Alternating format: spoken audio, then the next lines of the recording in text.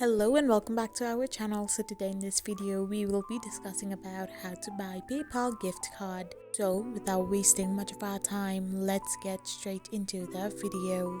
So first and foremost, all you need to do is simply tap open a web browser of your preference and type in the URL www.paypal.com/gifts. So once you type in this URL, you will end up in this kind of interface where all you need to do is simply type in or tap on the gift card that you want to purchase.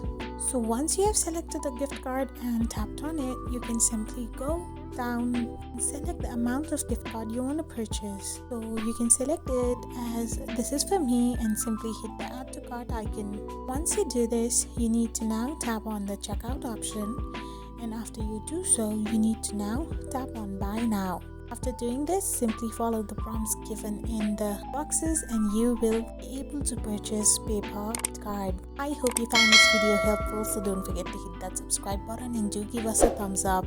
Thank you for watching.